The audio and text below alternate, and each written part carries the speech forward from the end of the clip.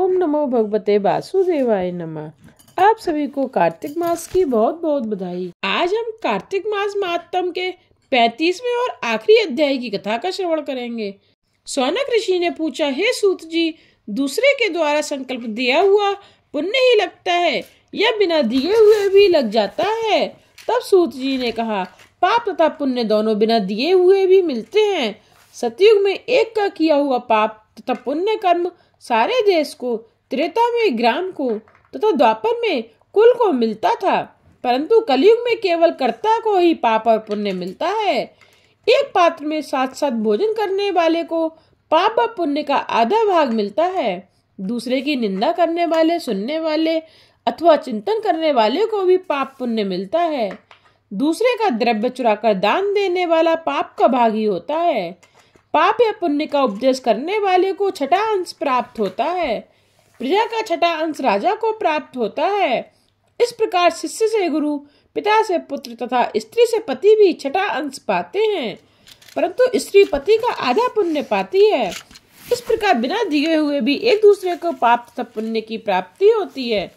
इस संबंध में अत्यंत पुण्य देने वाला एक प्राचीन इतिहास सुनो। एक समय उज्जैनी नामक नगर में धनेश्वर नाम का ब्राह्मणोचित कर्मों से रहित, ज्वारी मदिरा पीने वाला, वैश्यगामी, रस कंबल तथा खाल बेचने वाला अत्यंत पापी ब्राह्मण रहता था। वह क्रय विक्रय हेतु कई नगरों में घूमता फिरता महिष्मती नगरी में गया और वहां एक मास तक ठहरा। एक दिन नर्मदा नदी के तट पर उसने जप तप करने वाले ब्राह्मणों का पूजन तथा सायकाल शिव का दीपदान महोत्सव भी देखा। उसी रात्रि को एक सर्प ने उसे काट लिया। तब कुछ मनुष्यों ने उसके मुख में तुलसी दल तथा नर्मदा का जल डाला। इसके पश्चात उसकी मृत्यु हो गई और यमदूत उसे मारते पीटते हुए यमराज के पास ले गए। यमलोक में चित्रगुप्त ने क्रोध भरी दृष्टि से उसकी ओर देखते हुए यमराज से कहा, महाराज, यह बड़ा पापी है, इसने जीवन भर में एक भी सत्कर्म नहीं किया है। तब यमराज ने आज्ञा दी कि पहले से खौलते हुए तेल में कड़ाह में डालो और उसके बाद मुदगरों को मार लगाकर कुंभीपाक नरक में डाल देना। परंतु जब उसे खौलते हुए तेल में डाला गया तो तेल एकदम शीतल हो गया। जब यह बात यमराज ने सुनी तो वे आश्चर्यचकित हुए।